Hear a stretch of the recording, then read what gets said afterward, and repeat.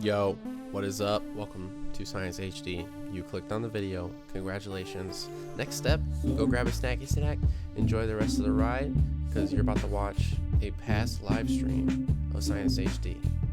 My name's Nolan. Rose is my co-host, almost always. Sometimes I'm alone, sometimes not. So, thank you for checking us out, and check the bio and links in the bio and descriptions of videos, and enjoy. Totally forgot to unmute Rose. There we go. What is up? Or hey guys, you're watching Science HD with Nolan and Rose, and you're about to get scientifically served. There. Since I had to do it, wait, let me readjust this actual screen real quick. Sorry. There we go. Had to do it, but welcome in.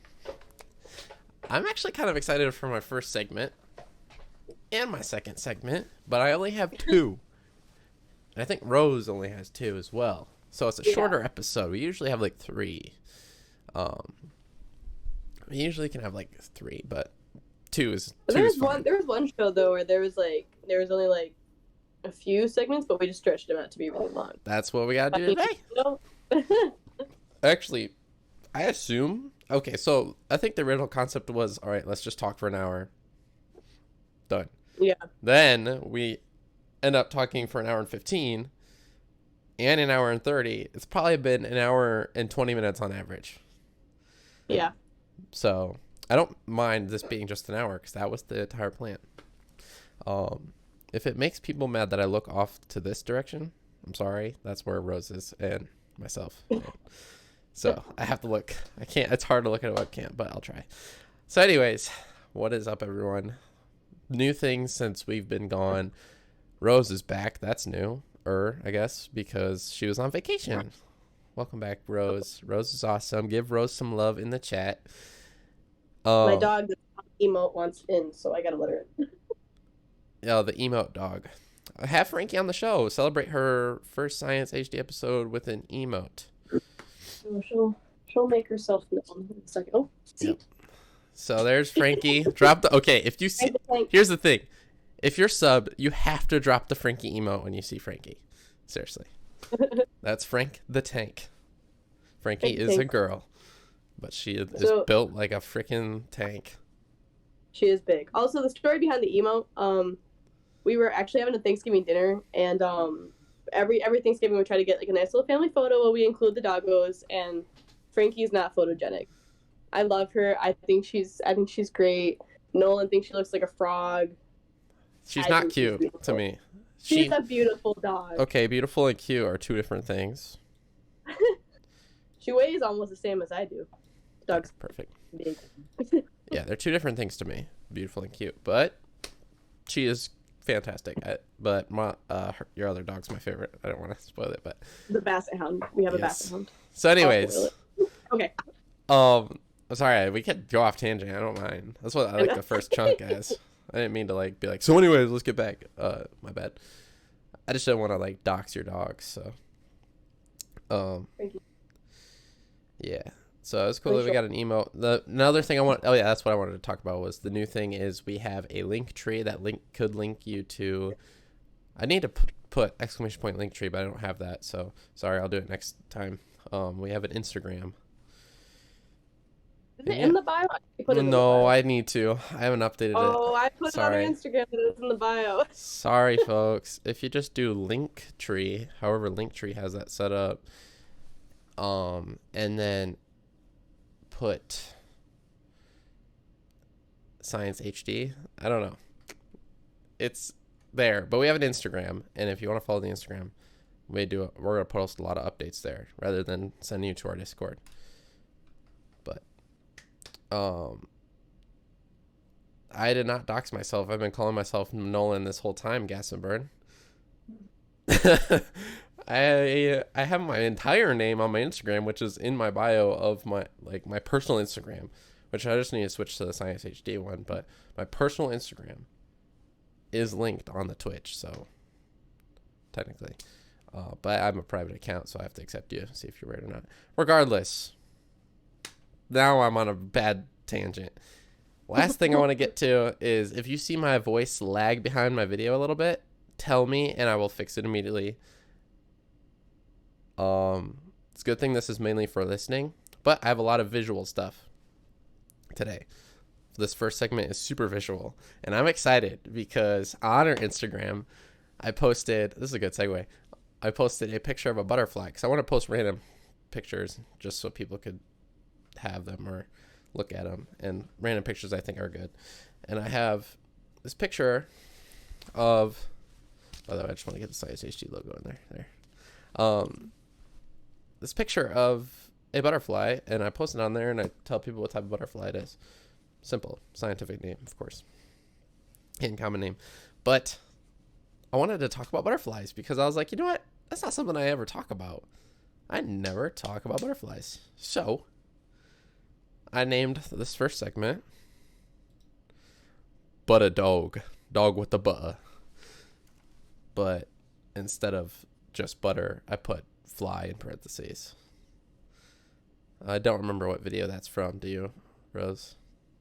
No. I'm getting situated on my end. Sorry, I'm like. No worries. Yeah, but Butterfly. Butterfly. Dog with the butterfly. I don't know. I couldn't think of anything better with butterfly. How do you think of a good butterfly title? So anyways, butterflies. I'm just gonna start off with the butterfly everyone knows. It's not the most common, but it is very common. Okay. Monarch butterfly. Beautiful, beautiful monarch butterfly. So, at first glance, you'd be like, there's nothing special about this butterfly. There's just a really common butterfly. It's like everyone's favorite. It's because no one can ever think of the name of any other butterfly. And it's just butterfly. Thank you, Asparagus Daiquiri, for rating with 2 viewers. It's 2 more than I had. Welcome on in. We're talking about butterflies. So this monarch butterfly, super common, at least in North America, maybe Europe, but I don't know anything about Europe. Distribution of animals. It's already hard enough to focus on one continent. Oh, it said you're rating me. Thank you for the host. My bad, Asparagus. Please let me know if my video is lagging behind my voice, even just a hair, because it's gonna make me mad, and I want to fix it. You're fine. It is? You're fine. I'm fine? Okay. So anyways, the monarch is pretty cool individually because their lifestyle is this. This goes for most butterflies, this part. Thank you, Asparagus. I was thinking it was slightly delayed. Let me fix that real quick. I'm disappearing for a second. And now I'm back with slightly less lighting, but more accurate, what is it called? Video. There. So anyways, egg for 3 to 5 days. Then 11 to 18 days, you turn into a caterpillar. Now this is a larval stage, which is a lot of stages in animal or insects and vertebrates.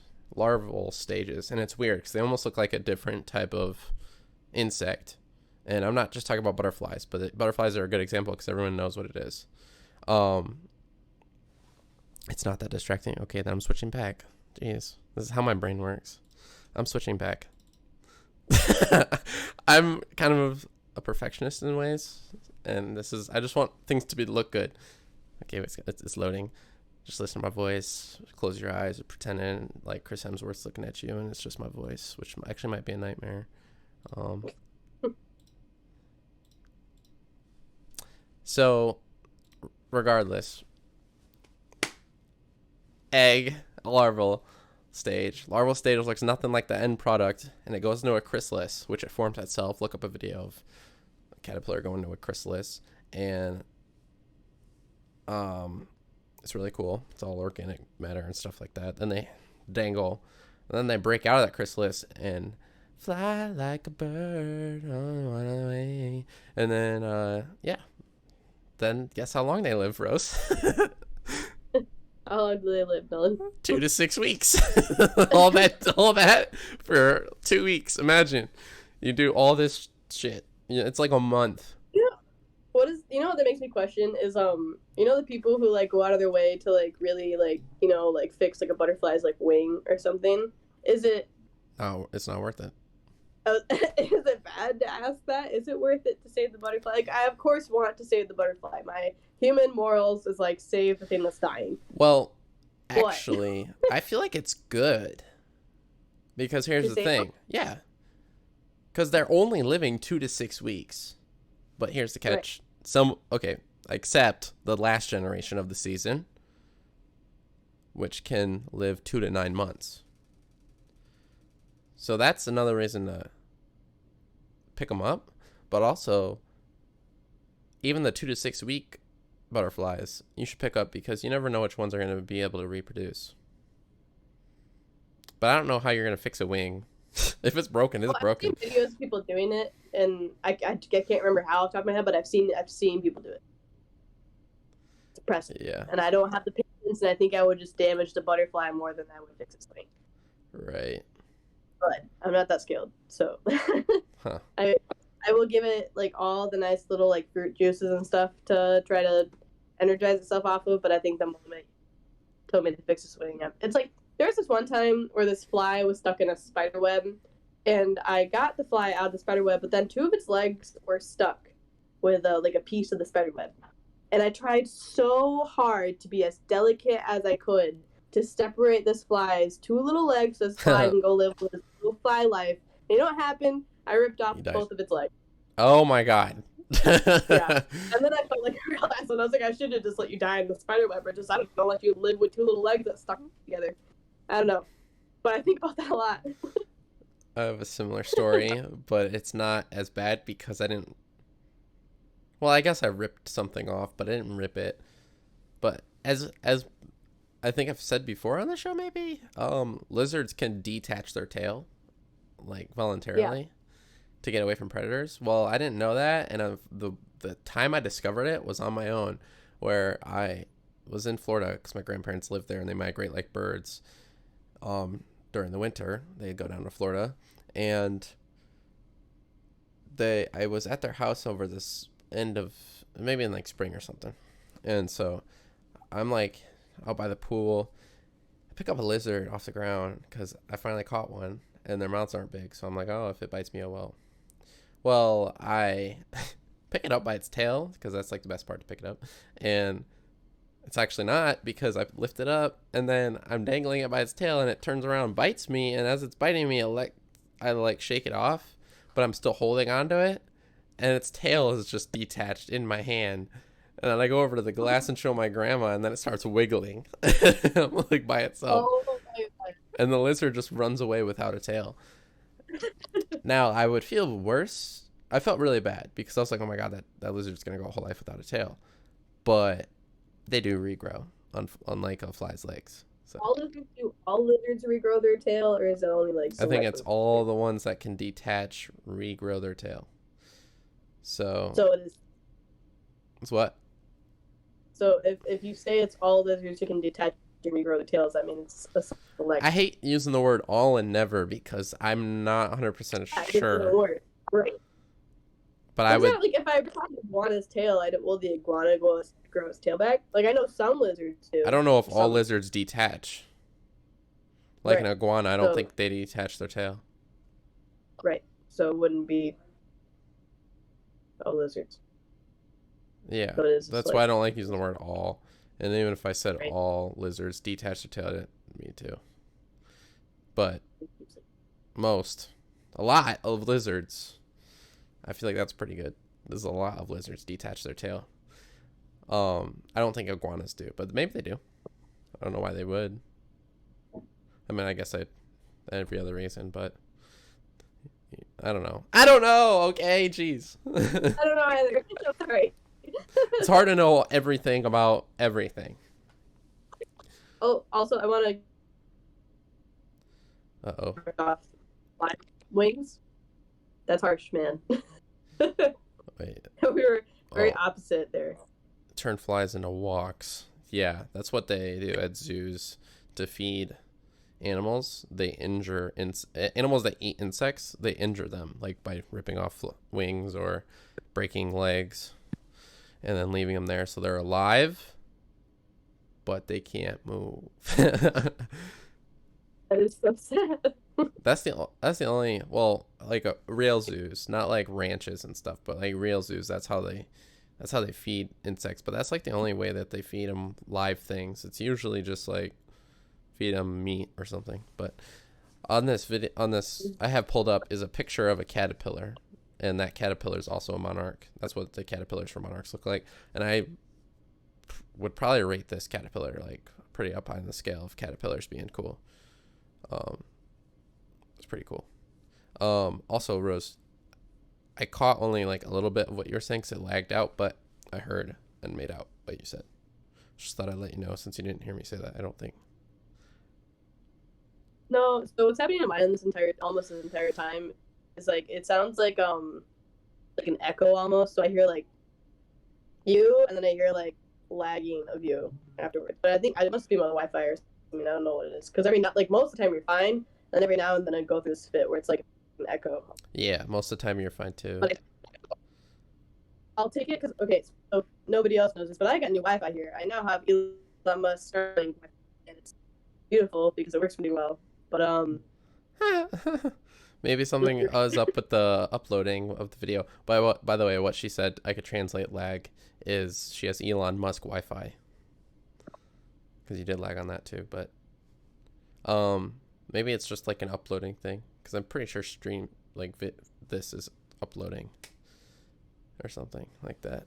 But anyways, I'm gonna move on, not from this whole segment, just from the caterpillar picture, by telling you that monarchs, like butterflies, can't survive in the winter.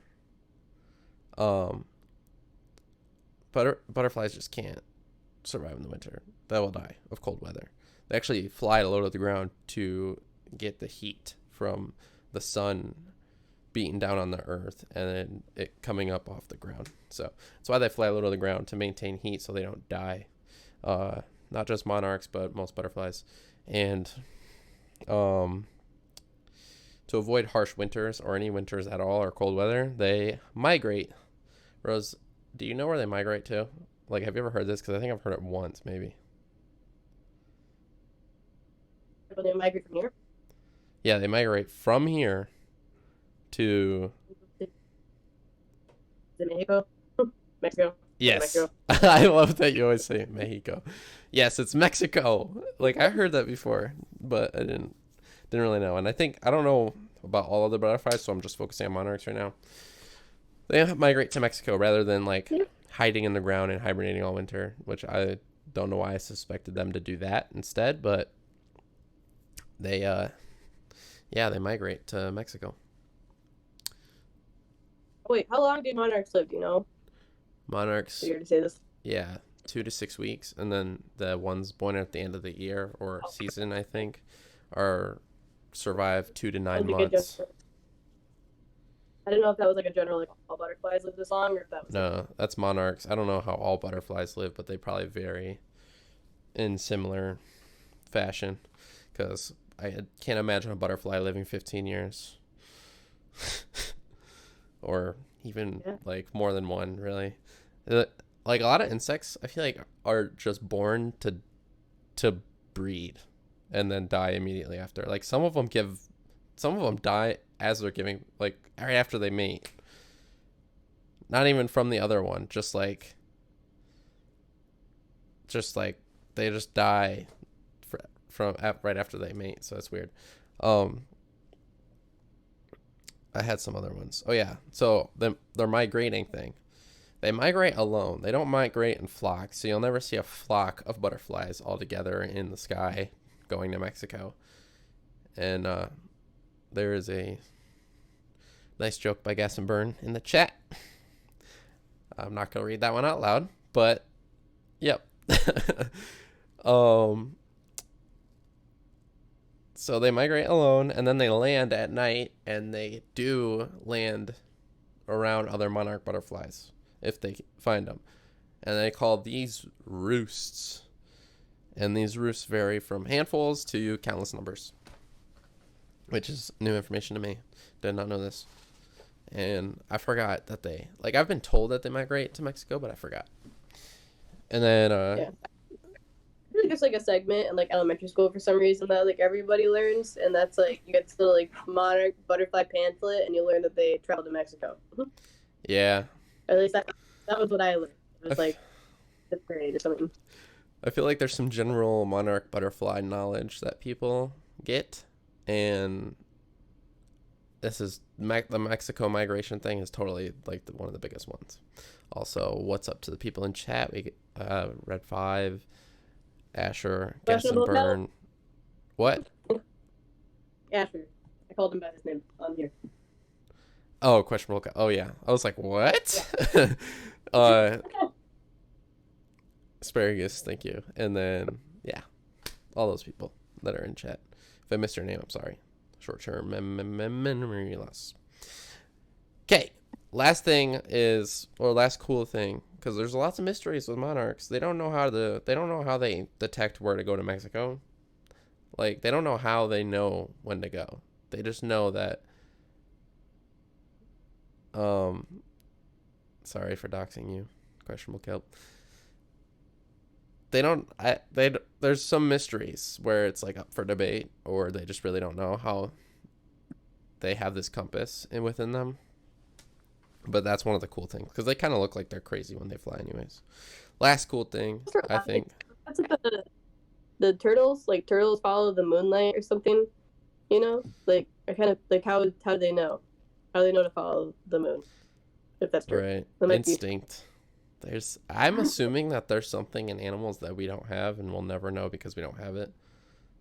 And if you don't, because like being able to see in a different spectrum of light, mm-hmm. You don't think that provides some advantage to movement? You know what I mean? So yeah.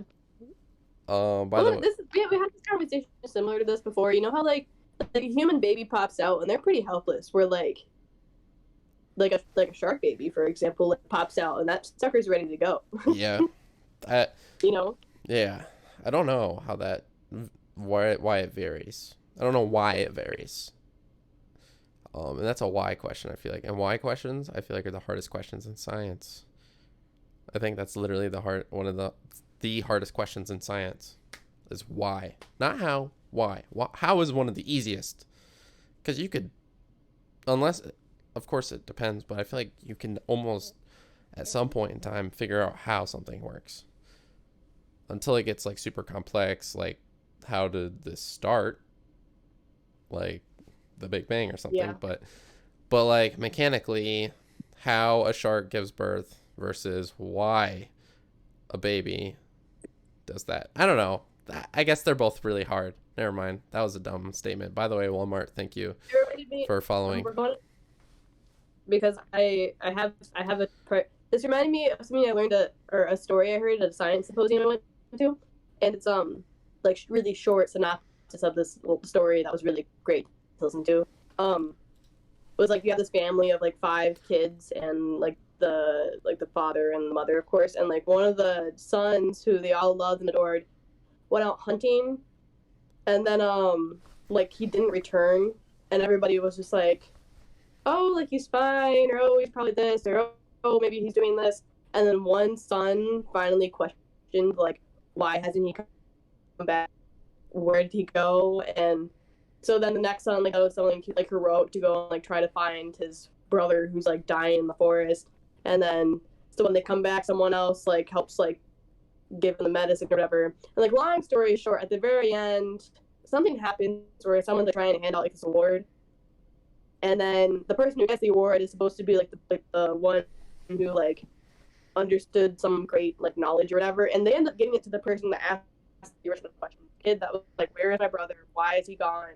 What can we do?" Like all like the asking questions, like the initial start of the like the problem solving, mm-hmm. Because like that's what starts any scientific like inquiry, revolution. Yeah. Anything going to discover something, it always starts with like the beginning of the question. A question. It's like scientific method, you know. Have a question and test it, whatever. So Yeah. That reminded me of that. So I think it's a really interesting story, and I'm gonna find it and I'm gonna tell it next trip because it was really cool to listen to. Yeah. It's always a question. Oh, what's the to be or not to be? That is the question. But to keep it moving, the last cool thing, monarchs cannot survive without a certain plant, without a certain something. They can't survive without milkweed. It is their only source of food in the larval stage. So when they're caterpillars, the larva won't eat anything except for milkweed. Of course, there are some butterfly enthusiasts out there who would disagree with me and say, oh, I could feed them butternut squash and pumpkin and cucumber, and they seem to enjoy that, Nolan. Well, yeah, okay, you found loopholes. But tell me where naturally, non-farmed, non-human planted, non-human accidentally planted butternut squash, pumpkin, cucumber are going to grow in the wild of North America, bruh. Nowhere. Milkweed is the answer. So, yeah, it's super important. Even if some people just plant milkweed because it's a survival of a species, and where there's milkweed, there's monarchs, and I think that's cool. I feel like I don't know how many animals out there can only survive off of one thing, like literally just one thing, like one little thing. Because I feel like one plant to survive, that's pretty bad luck, because what if that plant goes extinct? You're done. Like, so. Well, if you said they found loopholes, do they only need the one plant to live, or like is it like just like maybe to make the abundance of their diet, but they can still survive off of other foods? It's loopholes because you could feed them farmed vegetables. No, so you're saying like maybe if we didn't. I'm saying you can't. No, I'm saying like the loophole is you can feed monarchs cucumbers. You can feed monarch caterpillars cucumbers, butternut squash, and all these things to help them survive, but that's not naturally occurring. Like, all fruits and vegetables are not naturally occurring. They have been selectively bred. There might be some fruits that are naturally occurring, but they're all evolved by humans, like bananas and stuff. Corn, for example. There's like 6 different types of corn that have all been evolved by humans because we selected them to be evolved that way. And then, so all fruits and veggies, or most fruits and veggies, maybe even all of them now, are all almost kind of like invented by humans. Farming is like that. It's like all farming. And so I say it's not naturally occurring. Are you sure about that? Like, you're telling me like a tomato wasn't like naturally occurring somewhere? It didn't like originate like a plant on the wild? Well, I mean, Gas and Burn has the comment I'm reading, like bananas. Bananas were originally 85% nut and 15% edible banana. Like that. It might be edible, but it wouldn't look the same as it does today from the majority, if not all, fruits and veggies you buy in a store. Which is crazy to me.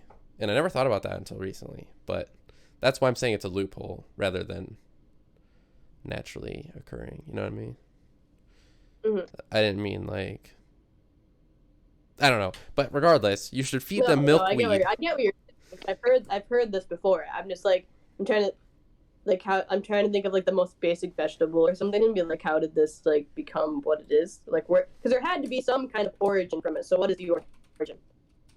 What is the origin of what? This is like, it's a whole different debate and like topic, I think. But wait, what origin of what?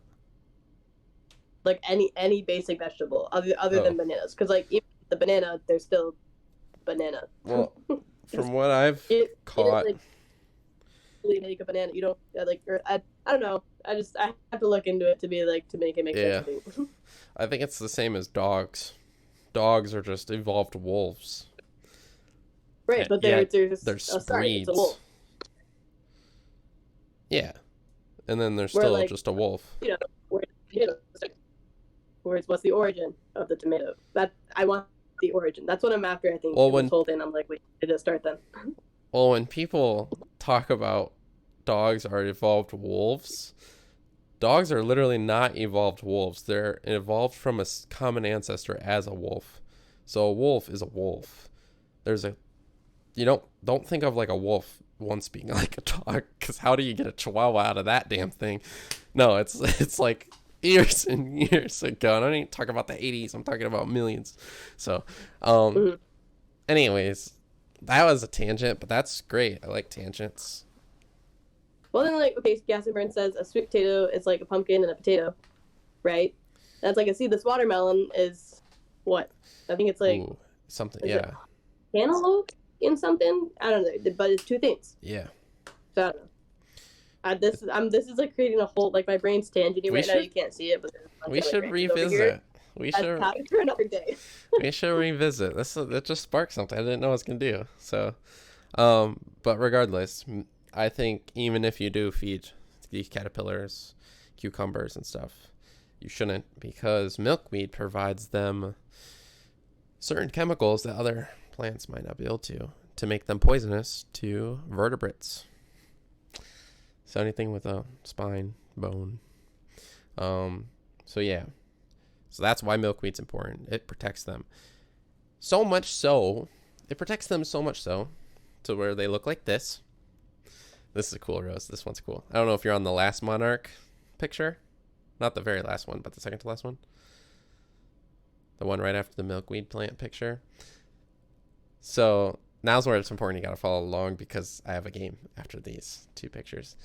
So much so that this milkweed makes them poisonous, so animals know to stay the hell away from them. Now, here's this next picture of a not monarch butterfly, but a viceroy butterfly that does not do the same process of this monarch at all. It doesn't eat milkweed, doesn't need to.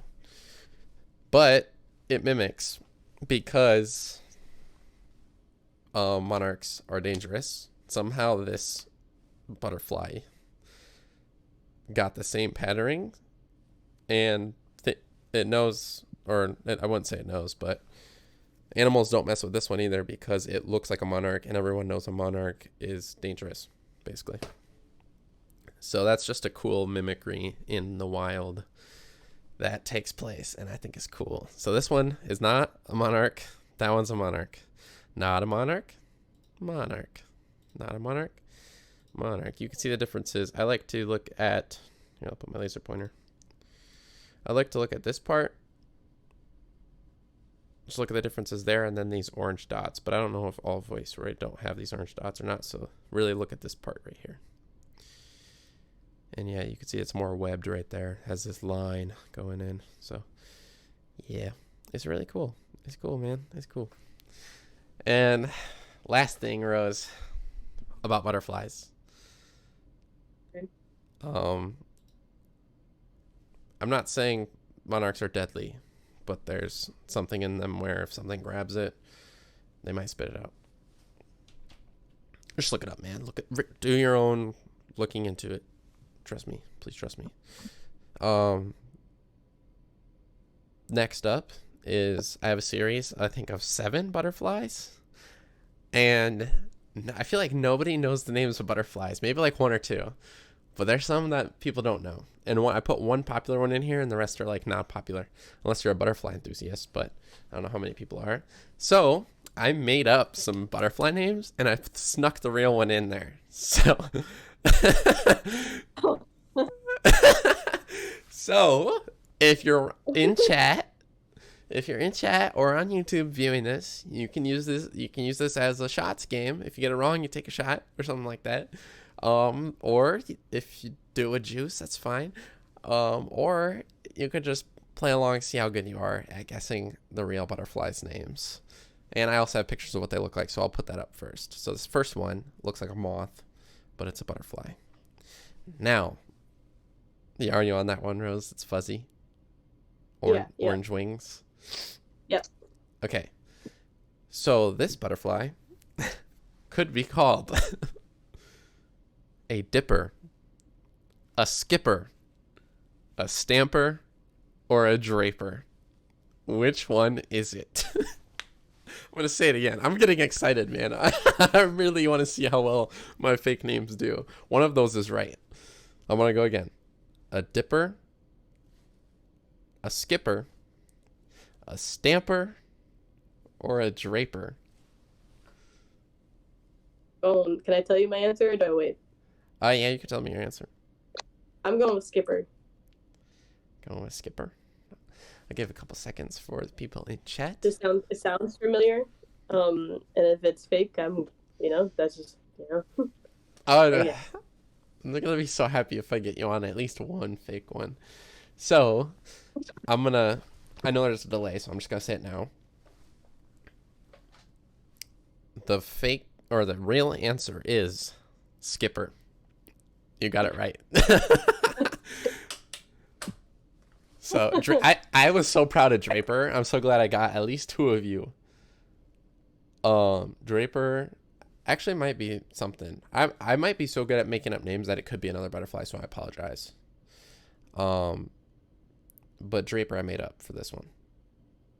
That's why I'm providing a picture as well. So even if you do know your butterflies, you have to look at this and tell me what it is. In this case. Okay, so next one. I promise you I made up all these names except for the ones that I'm looking at in the moment. Next one.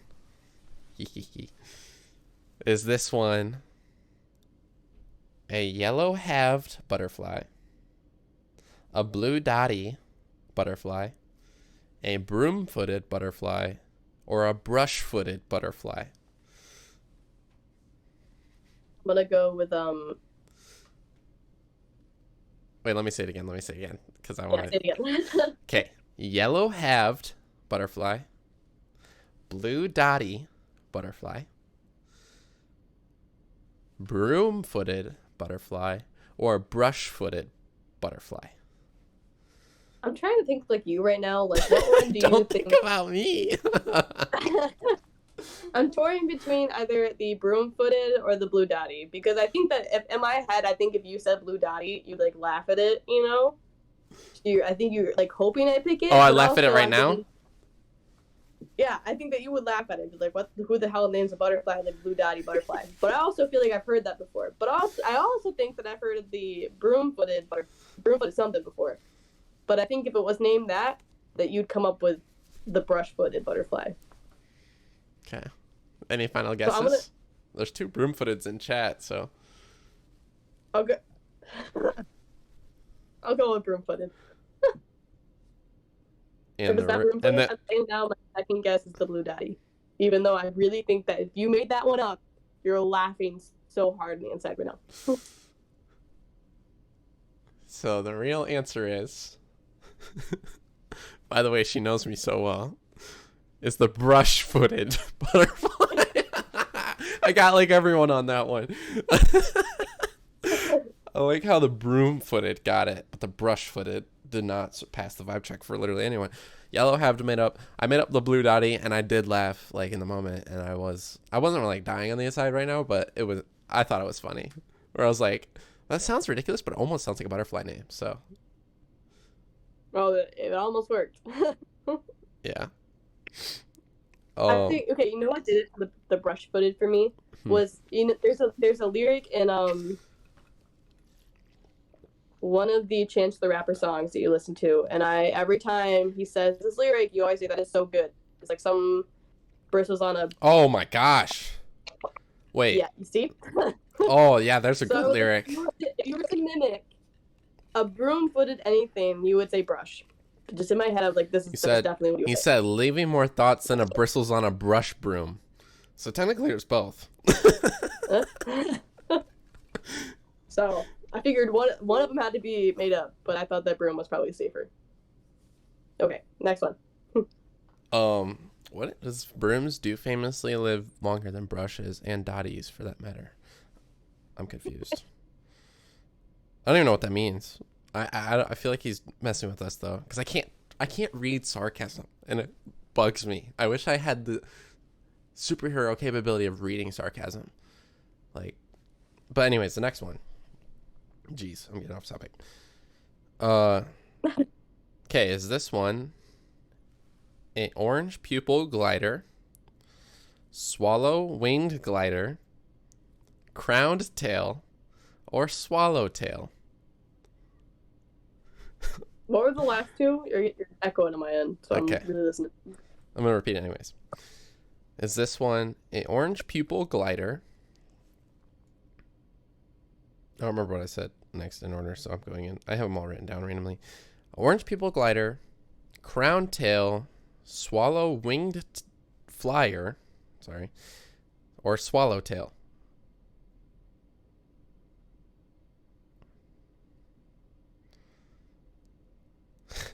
I still didn't hear the third one.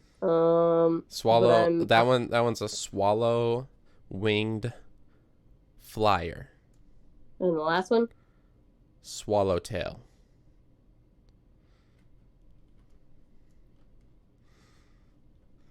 Trying to read you so hard.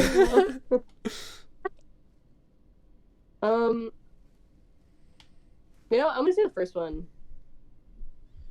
The orange people something. I don't know. Feels right. Orange pupil glider.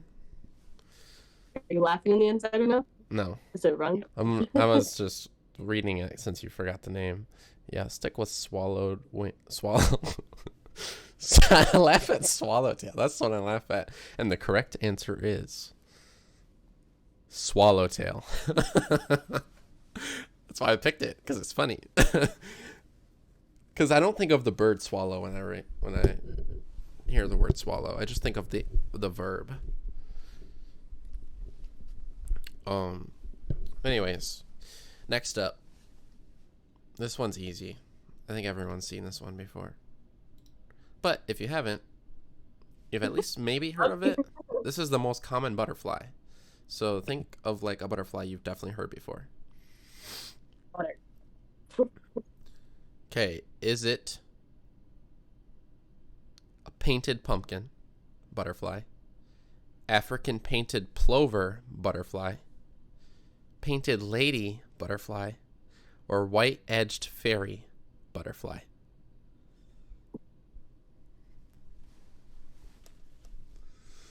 I would like you to know I've never heard of this butterfly. Oh, really?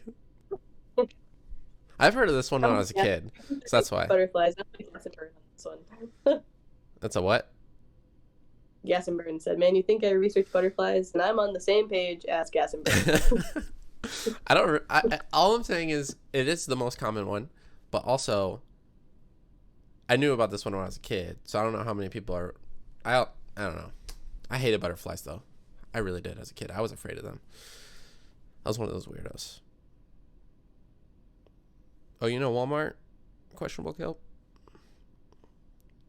So yes, do you have a guess? I'm gonna repeat it one last time.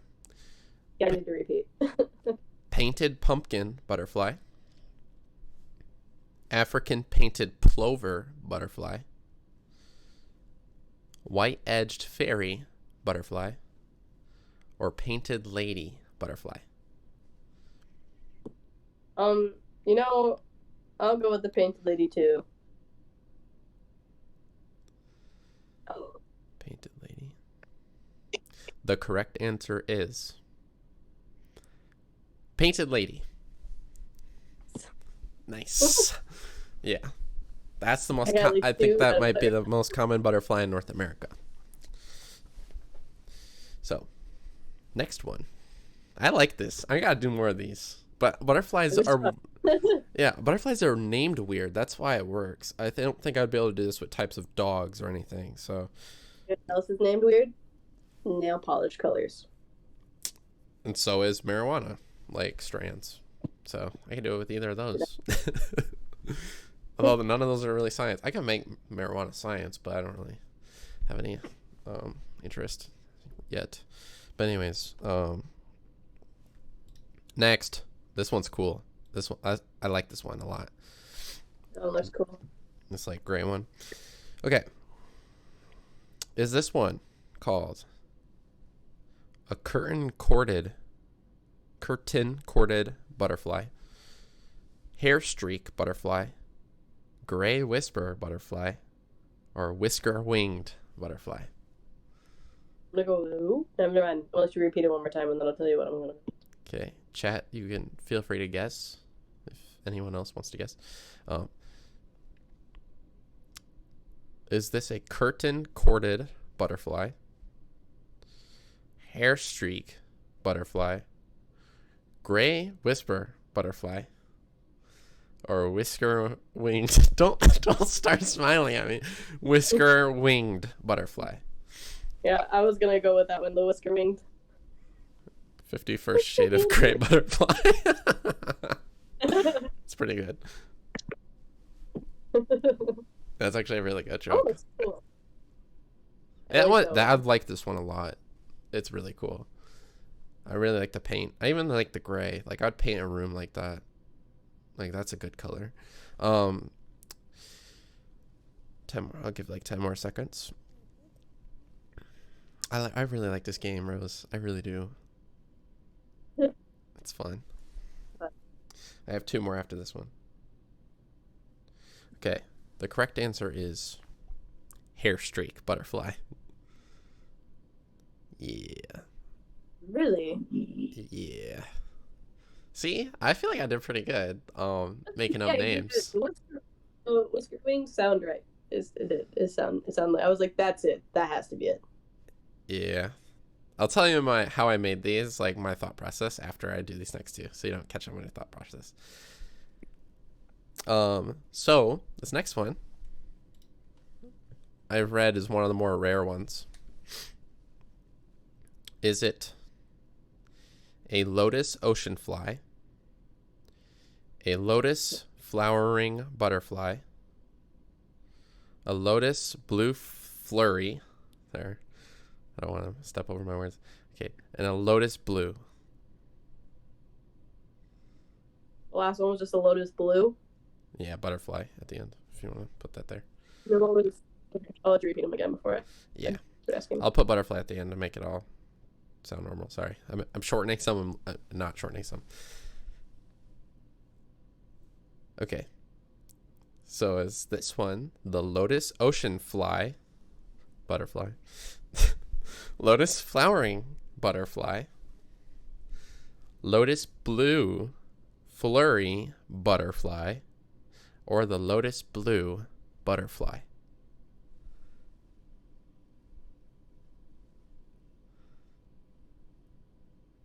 I'll go with the first one. The lotus ocean fly? Yeah. I'll go with that one. Why not? And then we got a lotus blue in chat. We do have to find a trivia night. Y'all are with lotus blue. And then Rose is with lotus ocean fly. It don't sound right. The correct answer... You what? The correct answer is lotus blue butterfly. Correct. The real name was a long one with like the word blue in it, and then he was like, you know what? I'm gonna top off everything else and just say it. Like, that was really cool. Okay. Before we get to our last one, I do want to give some shout outs to my mom and my sister. My sister is rocking the new badge for Cheers. If you were wondering what that is, I made it a Science-y badge, and I didn't make it. Pizza Tux made it. Username Pizza Tux, and she made a chemistry flask. We both combined our heads together, and she made a chemistry flask, and she made, I think, 3 different types. It's a chemistry flask that has green in it, and then it's one that has fire in it, and then there's one that's a rainbow, and that's the last one. So it's really cool. We also have new sub badges too. I'm not saying do it, I'm just shouting out the art. And she helped me recreate some of the sub badges, and Rose made all the bow ties for the sub badges. So you're looking at the artist. So anyways, Thank you, Guess and Burn, for the bits. Sorry it did not pop up on here. I need to do that so it at least silently pops up. But appreciate it. Last butterfly. Guess and Burn. All right, this one looks basic and it looks like the painted lady, so it's kind of makes it harder. But this one's also a more rare butterfly. So, is it? Oh, I hate if I pronounce this wrong. Rose does look good. I tell her that all the time. But anyways, Yeah. is this a Lange's metal mark? A Lange's orange knocker? A Lange's wood neath? Or a Lange's grass dweller? I repeated that because I can't hear. Got you. All right, we've got to vote for wood neath in there. All right. You should have never told them that Elon Musk thing. You should have, by the way. Chat's going crazy over the Elon Musk internet, so you should have never told him that. Well, just remember, episode 1 through whatever, 10, before 10, so episode 1 through 9, when I'm not with you, it's like, remember, like, episode 1, think back to, like, more Baby Us than we are now, and I had to, like, turn off my camera and, like, just talk with, like, my, Appa. Yeah. Was that episode 1? Damn. It was an early episode, yeah. Yeah. We've come a long way, and we're gonna come a longer way in about 4 or 5 weeks. There's only 4 or 5 more episodes until we're both in person for every episode, or the majority of episodes. It's gonna be great. It's gonna be great, and we're gonna make Science HD Studio. In parentheses, it's just gonna be a different room. But anyways, a repeat. We've got to vote for wood neath and vote for grass dweller. This was probably found by a guy named Langes, and this is his butterfly. So they all have the beginning of Langes. Now, is it a Langes metal mark, a Langes orange knocker, a Langes wood neath, or a Langes grass dweller? Let's go with orange knocker.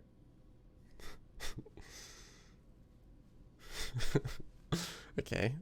Why are you laughing? I'm laughing. You laughed and you made it, right? And you're like, I laughed because I made it. So I'm going to give you another guess. I made it and it just sounds weird. Name. It was a good name. I was like looking at it, I was like, yeah, it's orange. So what do I call it? What? I don't know. I'll take knocker. I don't know. Scientists, okay. We could make a whole segment, I feel like, on just scientists naming things really weirdly. So, like, I'm not surprised. Let's do that. What's the name? Yeah, let's do that. Know? Yeah, no, there's a lot of weird ones. Do you have any other guesses? I can't remember them all because you sound like a robot in my head. Oh, true. Okay, well, the correct answer was one I never even saw in chat, which is Lange's metal mark, which does not match this butterfly at all. So, yeah. It's a metal mark. That's weird. Okay, I'll give you credit. I like your name better because at least the butterfly's orange. Yeah, I actually thought I named it pretty well. I like the grass dweller. Like, that's cool. That sounds like an elf or something. Or like a title you have in a game that you, like, unlock. He's a grass dweller. Like a troll or something. But yeah, I want to do more games like this. I definitely want to do more games like this. And so stick around for that. More games, man. I like these little games. They're fun. And that took a while. So this is turning into not a short episode because Rose has yet to go. So I'm done with my segment. And Rose is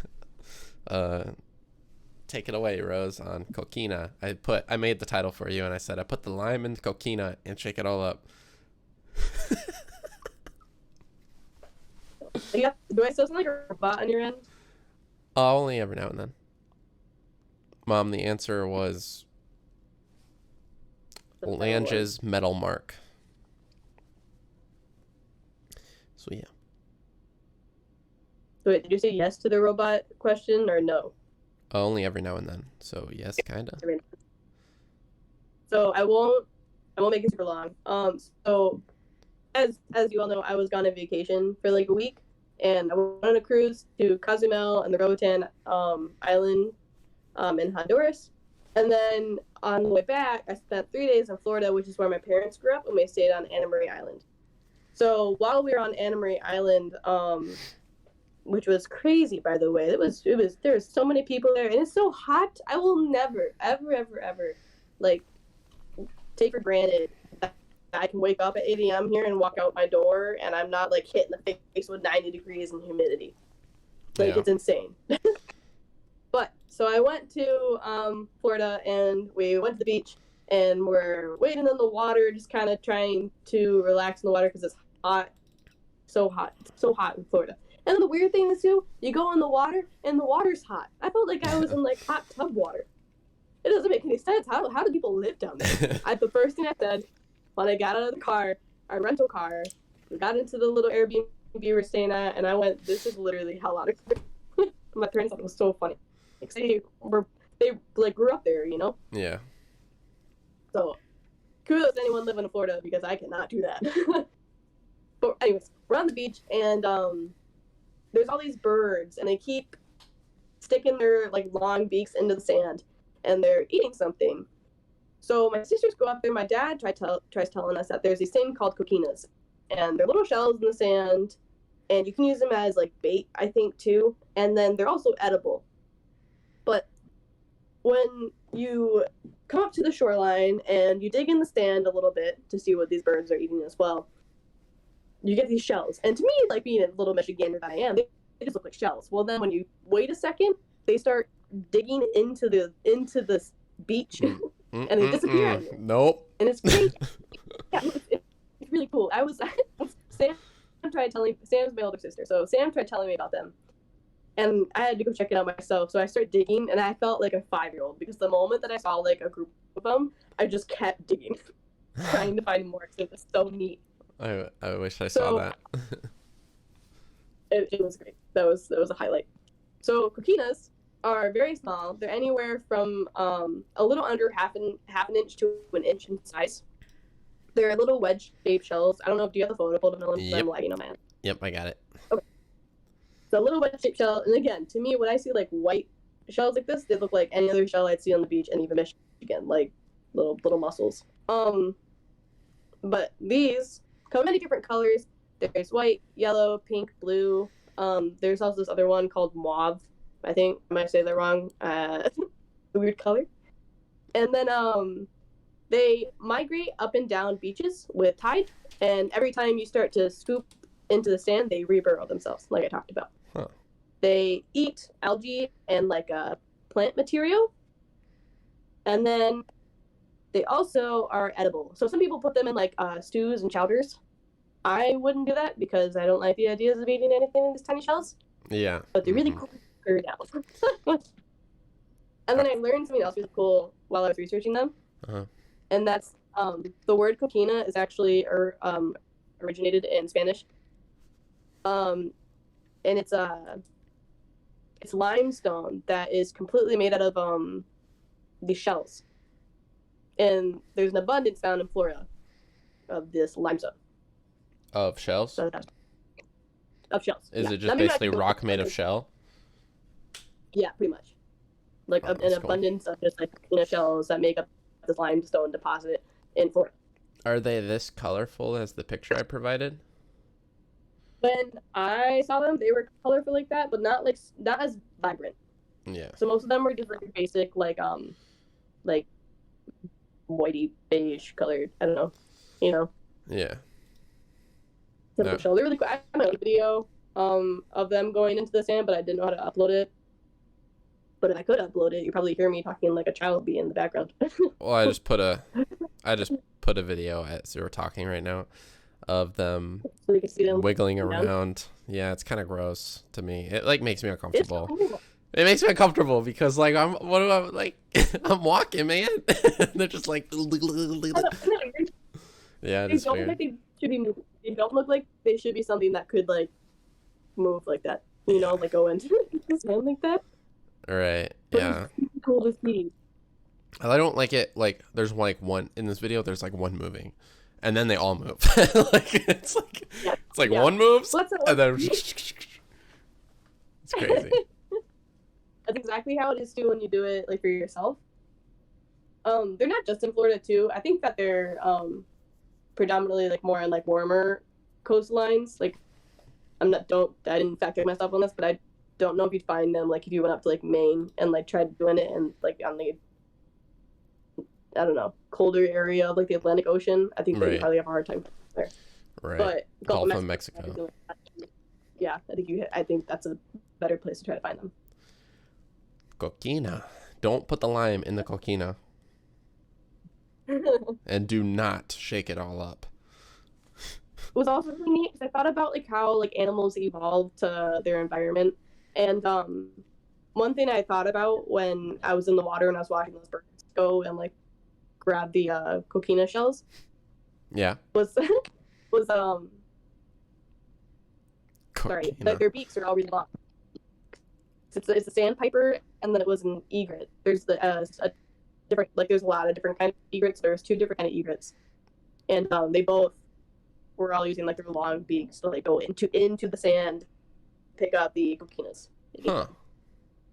Yeah, so I thought that was really interesting. I actually want to do a segment on some of the birds in Florida next show because we went and visited one of my family members, and there was this stork. It was a stork, and he sat on top of his neighbor's car, and then when said family member went out and put a hot dog out in his hand, the stork crossed the street and came and took the hot dog out of his hand. Oh man, Like, that's yeah, sick. and then there's isn't it like all the birds in that little neighborhood have names because they hang out in the neighborhood and get that hot dog spell. Oh my gosh, that reminds me of a TikTok of that dude that always had that seagull visit his window. Have you seen that one? Mm-mm. Oh, there's a dude where the seagull was on his roof, and then he kept feeding it, and it kept inching closer and closer every day. That'd just be like us if we were at school long enough, and we got like befriended a seagull and somehow threw breadcrumbs on our roof every day, and then like Mhm. we made a contraption where it could sit on our window, like a window that folds down. And then he eventually got it to sit right on that window and basically sit inside of his house. And then he got it to sit inside of his house and just eat his food. And then it leaves. And then it comes back every day. And then it does a TikTok series about it. And I was like, that's crazy. And it's crazy how some birds can just like stick around and be named. That's crazy. Yeah, they all have names. There's another. I think this was another different kind of egret that sits in his backyard and will hang out and like he'll come up to like the window and just like wait for a hot dog. And they know that when the bird does this, like he's waiting to be fed. So it's cool. But they all have names. All the birds in the neighborhood. But That's the stork cool. was really cool to me. So like I said, I'll How- talk about it next show. How big was the stork? Or what type of stork was it? I don't know the kind. He told me. I just can't remember. It was. I'll look into it. I don't want to tell you the wrong name. And then But- there's pelicans. Those were cool. I saw one. So it was my first pelican I've ever seen. I was going down the road, and I thought it was like this bird holding something in its beak that was like obnoxiously big for its body. And I was Yeah. like, "What is that bird? What is that? What is that bird doing?" And then I realized what I was looking at, and I was like, "Oh my god, it's a pelican!" It's so cool. I like pelicans. Oh, what? Oh, speaking of pelican, gas and burn, Australian accent for the pelican in Finding Nemo. There you go.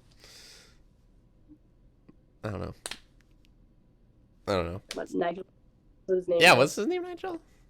I always like to relate. I always like to relate what we talk about to like pop culture sometimes. So it's fun. That was a comfort movie in my life. Yeah, this is cool. I think I put both your segments back to back though. If you want to move on to the next one. Good. So, I'll let you introduce it because I pulled the slides away so I can pull up the website. All right. Next segment is that's some bobo. Get it? That's some bobo, man. That's some bobo. All right, Rose. What are we talking about on that's some bobo? Okay. So I'm gonna correlate it to the vacation story I was telling before we run into it. So we were swimming the same place where I was digging up the coquina shells. Um, we were waiting in the water or whatever, and the next day we go around and we catch up with a bunch of family members that we haven't talked to in like 20 plus years. I've never met like almost everyone that we talked to that day. Mm-hmm. Well, we also told everyone that where we're staying, and it's this place called Bean Point. Bean? And if there's any Bean, that's how I Being? I hope I don't know. Bean Point, like BEAN Bean. I don't know if it's spelled like that, but that's how they pronounce it. Bean. Like human being. So we're staying in this place called Bean Point, and God, we're telling everyone about how we went swimming there, and how we're all hanging out at Bean Point, and we're watching the sunset, and everybody's just like, "You went where to swim?" And we're all like, "Oh, Bean Point." God. And they go, "There are literal bull sharks, and there's also a hammerhead shark that will go up and down the coastline, especially at dusk, which is their feeding time." So we went swimming in a place with also terrible rip currents. Oh, because God. it's also when you go past the point, it's the Gulf, so you get the current of like the Gulf and like I don't know, like the other normal calm current meeting. So it makes terrible rip currents between that.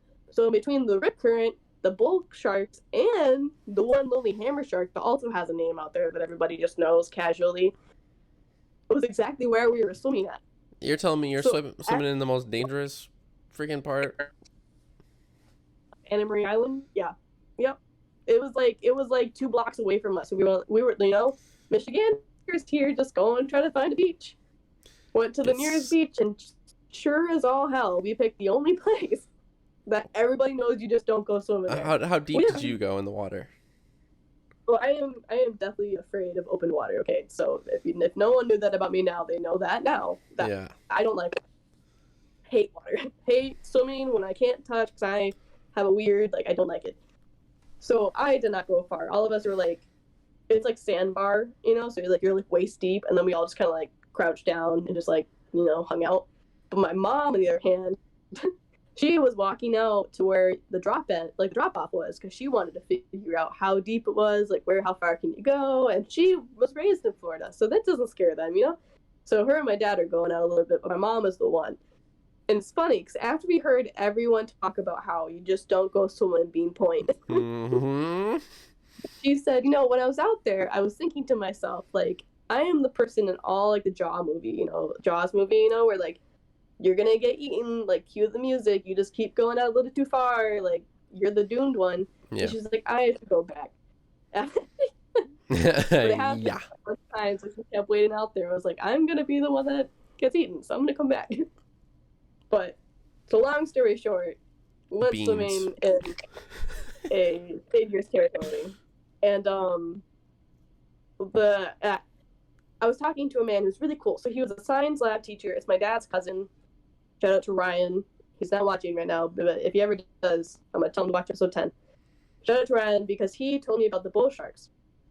And he said that bull sharks are known to have the most testosterone than any other animal in the animal kingdom.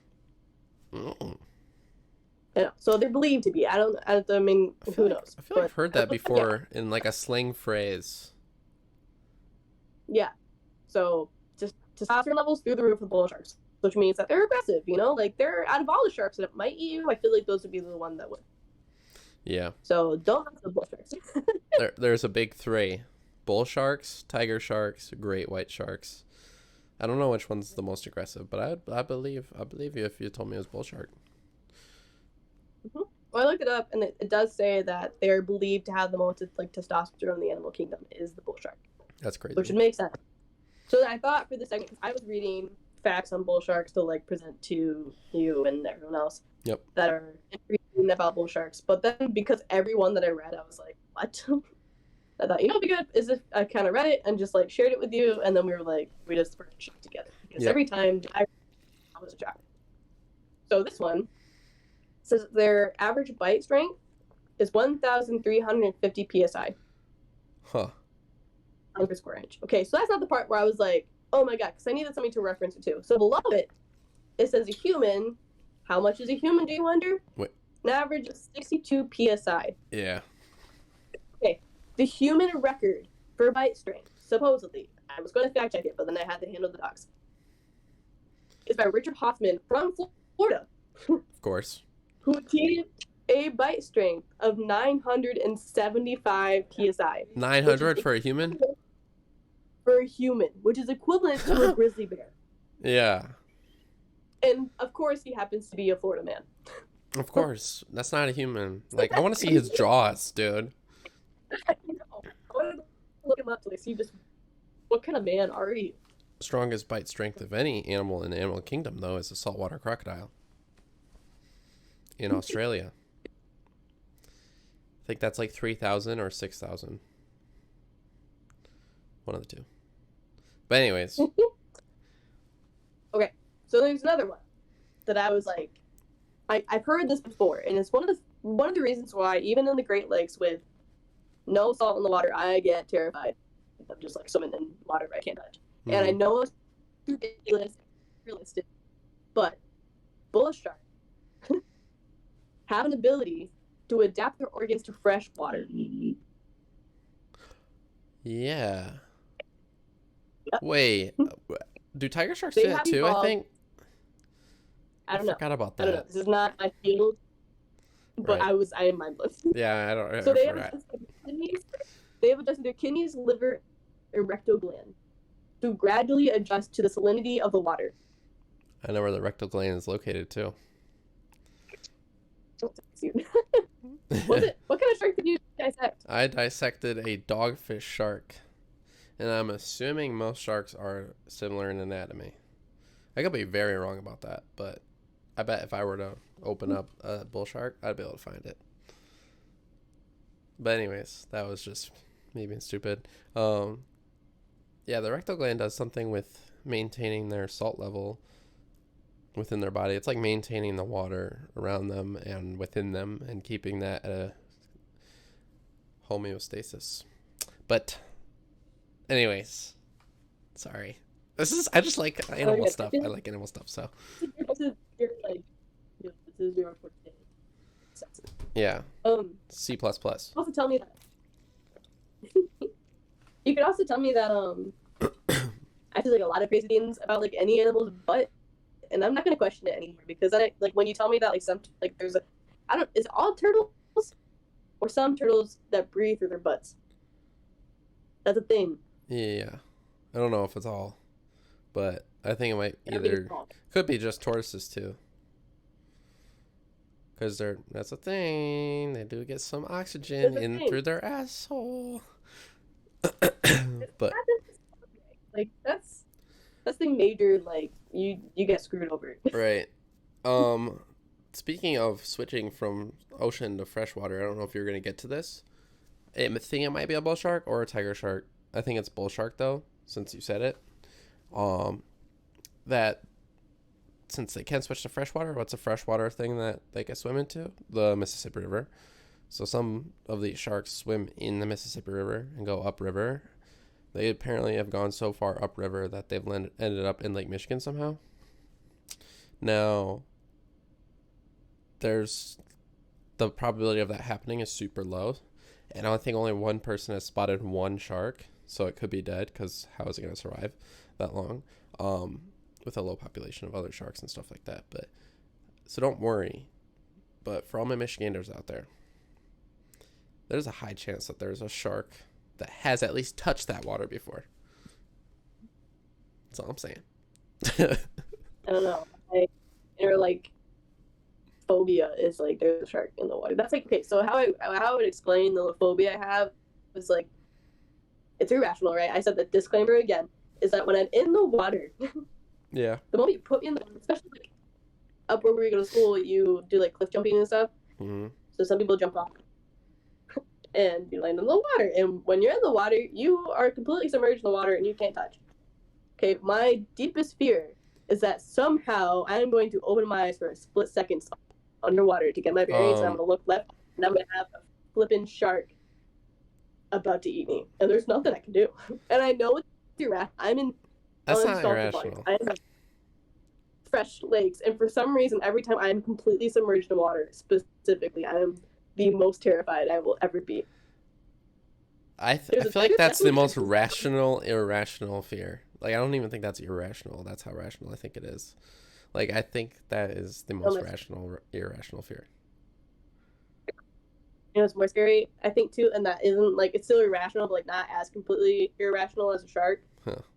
Is that, like, moose have been known to dive to, like, eat stuff in the bottom. 20 feet. And, like, yeah, so if a moose can dive 20 feet in the water, there's a comic I'm thinking of right now where someone like drew this out, my fear, after I learned this fact. It was like, what if you're like swimming in the water and then a moose is under you and comes up and just like impales you? Well, you're not worried about that one, Rose. They don't stay underwater. When they say dive underwater, that means that they go under for a little bit and come up. So if you see a moose, it's you probably won't. I don't know. Don't worry about that one. But true. I mean, you bring up a good point. Yeah, they can dive 20 feet to munch on some vegetation on the bottom. But anyways, we went from bull sharks to moose somehow. Our tangents are off the chain today. Huh? Oh, okay. I'll read one more because I know that the show has gone quite long. I feel like this is I think our longest. Yeah. Yeah. So I'll give you one more fact, and then I know you had something to like spin off on this, so I'll do one more. And it's just gonna be the speed of the shark. So they have speeds up to 25 miles per hour. So an average human can swim 2 to 3, and like Michael Phelps, he can swim 9. He's reached up to 9. So that's another thing. Imagine you're in the water with that flipping shark. That flipping. Oh, nice. That's why I should have named this segment. Come on. But imagine that you're in the shark with that water and like it just comes at you. There's nothing you can do. There's absolutely nothing. You just gotta take it, you know? Yeah, or there's nothing. I don't know. Somehow kick it on the nose at the perfect time and hope. That's literally, I think, your last hope. You know? Huh? Or you're gonna lose your foot or your hand if you try to punch it. There's 50-50 shot. Yeah. Well, maybe not 50-50, but there's at least some chance if you at least try kicking them. But yeah, I like how our fastest swimmer on Earth is not close to a shark. It just proves you can't beat nature. Okay, you just can't. Unless you pollute, of course. But yes, it's fun. Oh, I thought, okay, yes. So Gaston Burns said if you push into its gills, they let go. I thought when he said multiple Australians have done that and lived, I thought I read it quick, and I thought he said he's done that multiple times. Or something like that. But, but that actually kind of brings me to what I was going to say about the sharks. Maybe not with bull sharks, but with sharks, the more docile ones. Don't do this, first of all. Do not do this. But some people have done this, and they wear proper equipment just in case things go wrong. But it is, I forgot what it's called, but you're basically hypnotizing a shark, and you're able to put it into a trance-like state. Rose, did I talk to you about this before?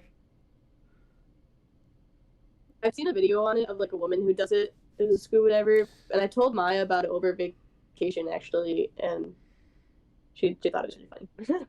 It is funny because it's like stupid, and at first I was like, this is because okay, so my marine biology class, I called it BBC Earth class because we watched a lot of BBC Earth. It was an intro, so it wasn't anything like in complex or too deep, but it just got basically all of ocean and intro level. We watched a video on this woman that Rose is talking about. I forgot her name, but she basically wears this chain suit like that, goes into the Caribbean, and swims with these reef sharks and nurse sharks and stuff like that. And these guys could probably like tear off your hand, but she gets near them and starts petting them. And she gets near them and then puts her hand on their nose. And so she'll put her hand on their nose and push up against it, and they'll just let it happen. And then when she holds it there, for some reason, they'll start floating upwards. And then you can put your hand like this, and they'll start balance, and you can balance the shark on your hand underwater. It is the weirdest thing. Now, I don't have a video of it, but if you look up a video of that and find it, it's real. It's not like CGI, it's like real. And the only way that they describe it as, and the only way I feel like you can describe it as, is whatever motion of putting your hands in on this nose puts it into a trance-like state where it does not bite you, it just floats and stays still. Now, why would it do this? Because sharks need to move to breathe. So I don't know why it would do this. Some of them can stay stationary and breathe. Don't know if it's these guys or not. But a lot of them need to move to breathe. And that's why they're always swimming. Some of them can stay stationary, but even when they're stationary, you can see their gills moving. So something's always moving on a shark. Now, my theory is, because this isn't really well studied, because how do you do this? You need a daredevil and a scientist. That's not really like a lot of big combination where you can get a big study of this. So I feel like there's not a crap ton of things because of that challenge. Crap ton as in like research things, but there could be. I haven't really looked too deep into it. But anyways, sorry I'm talking so much, Russ. You have anything about this? No. Okay. My theory, or my hypothesis, rather, is that so first of all, these sharks have a bunch of holes on their nose, and these holes detect electromagnetic frequencies or whatever, or waves, rather, in their general area, and it helps them do certain things. And that's well known, and they're called ampullae of Lorenzini. I'm going to spell that in chat. Ampullae of Lorenzini. It's the most like fancy scientific name I've ever seen for a body part of any kind of animal. It sounds really fancy, like bougie body part. And it is a bougie body part because it's just a bunch of holes. And that's why if you look up a shark's nose or mouth, you just see a bunch of tiny, tiny little holes. And so where's the dude's hand at? On these ampullae of Lorenzini. And so I'm like, maybe something happens within the body when this shark's doing this, and something with the ampullae of Lorenzini. So it does sound like a pasta dish. Lorenzini. Sounds Italian. But anyways, that's all I have to say about sharks. Anything more about sharks?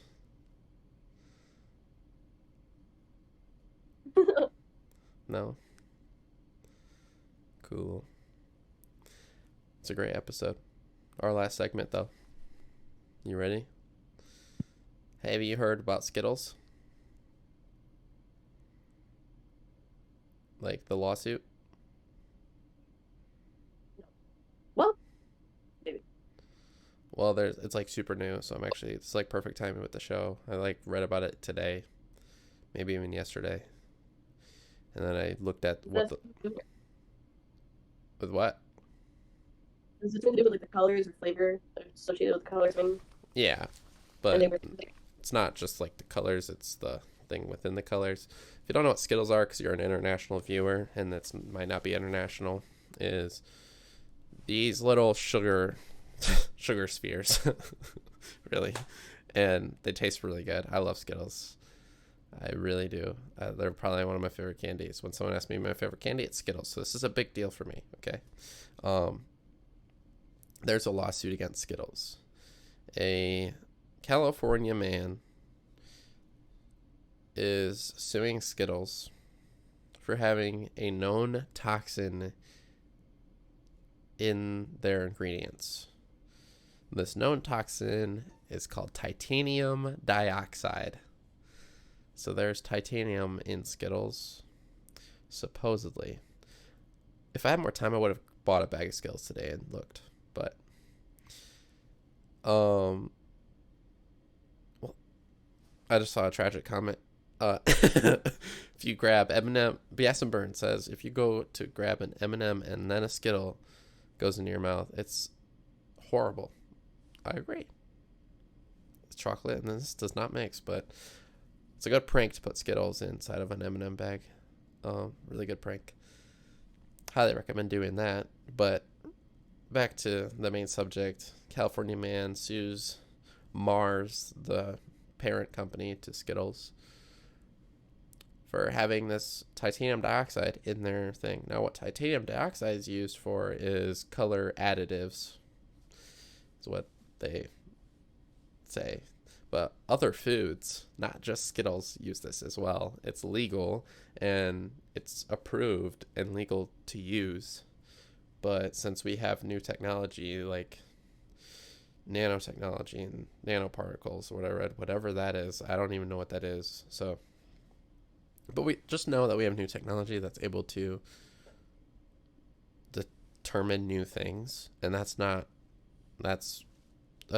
just known that we live in the 21st century. We can't do things people did in the 20th century when this was even more allowed to be used. So what I'm trying to say is this is used in a lot of food, and it's for color additives, anti-caking agent, whatever that means, and whitener. So it's very, you could imagine the uses for it, but let's stick with candies, and I'm just gonna let you know the other candies that also use this are, I think, what's that one?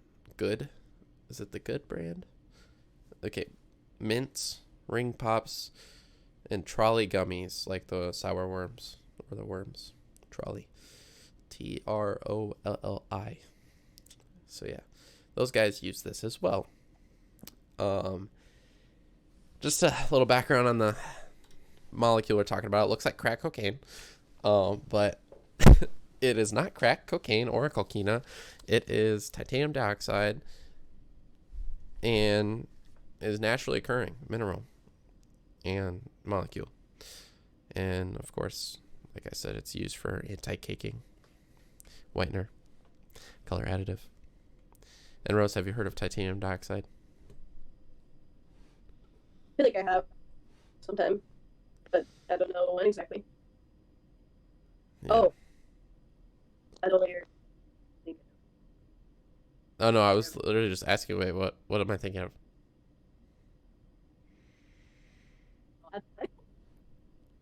Something else. What? Or no?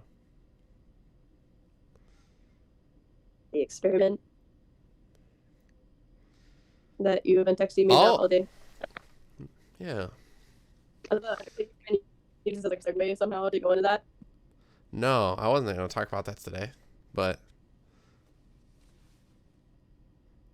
okay, now it's lagging so bad I can't even hear you. I can barely hear you. Yeah. Okay. So now that we're getting towards the end of the show, the wife Elon's like, okay, hell no on this. I own a part of Skittles. I don't want you guys to talk about this. So I'll wrap it up by saying that it is naturally occurring. But if it's naturally occurring, why is it so bad? Because I'm reading off my tablet I wrote. Because it has been shown to cause cancer in lab rats. So it is on possibly a carcinogen list set by the International Agency for Research on Cancer. And if you don't trust them on them knowing what carcinogens are, I'm sorry. I guess you do you. Because they are the International Agency of Cancer Research. But they're skeptics, of course. There's always going to be. but there's many sources that also say there isn't adequate info for this evidence to come to fruition, and it's unfortunately up to debate. So, of course, there's other sources. And when I say sources, I do not mean CNN. I do not mean Fox. I don't mean NBC. I don't mean InfoWars. I mean research people, centers, agencies, those types of beats. .gov people, not .com people. So, Siren Dawn, welcome. We're talking about Skittles. I love Skittles. And so, yeah, I got this article from this information from a place you could probably trust, called the National Library of Medicine, .gov, if that's what you're up for. Skittles are great, but did you know that they have titanium dioxide within them, which causes cancer? Welcome on in. Welcome on in. So that's what the lawsuit is. And I thought I'd bring that to everyone's attention since it's super new. And that's what the molecule looks like. It's really pretty. It's really cool. It's like a box. I've never seen that before in a molecule like drawn. That's for all the nerds that makes sense. That makes sense too. And so yes, that's my quick segment on Skittles. It's still up to debate. Don't worry, Sarah Dawn. Also, I think it's important to note that the lab rats were put in extreme excess of this stuff. It wasn't just like they fed them Skittles or something. No, they've put extreme excess of titanium dioxide. So if you've had Skittles, I'm not saying you're going to get cancer. I've had plenty of Skittles. I'm not saying I can't get cancer. I'm just letting you know. I'm not saying you're getting cancer, dog. That's it. So, yeah. I think that's it for me, Rose. I'm all good too. I'm tired. I don't even know if you can hear me. Oh, yeah, I can hear you. And I just totally realized I exited out of my slideshow there. But I'm tired. That's what I am. This is a long episode, but it was great because there was games. Both got some 2 segments in. Sorry, my game took forever. And, yeah. Good stuff. It was a fun game. I will do more. And now that I know how long some of the games might take. I was actually going to do 10 too. But I was like, I don't have enough time for 10. So, 10 butterflies. But anyways. I know what we should work on for next week. Or maybe not next week, but just sometime in the future. Yeah.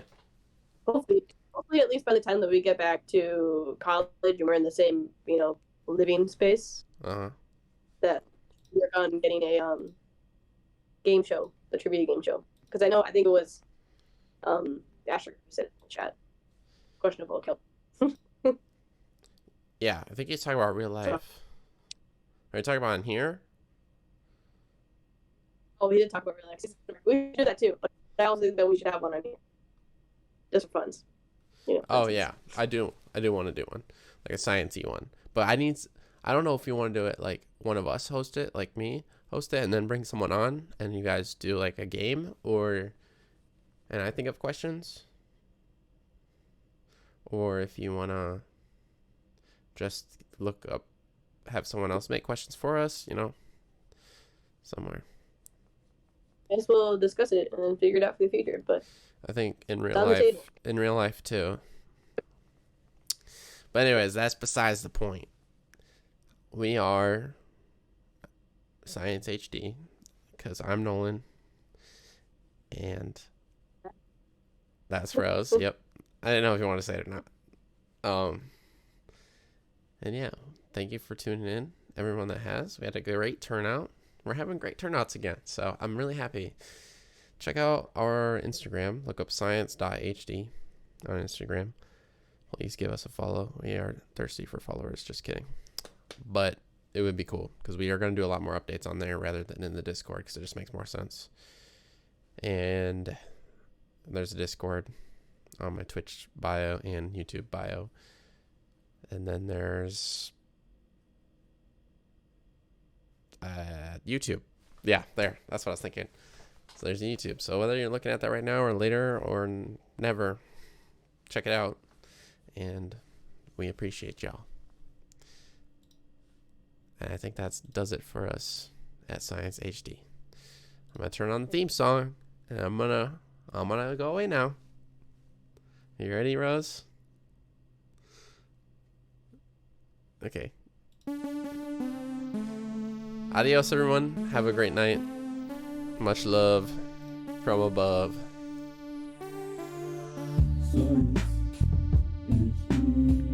Oh my gosh, it's a black screen. Great. Just pretend that there's like a... Just pretend there's something there. Just pretend.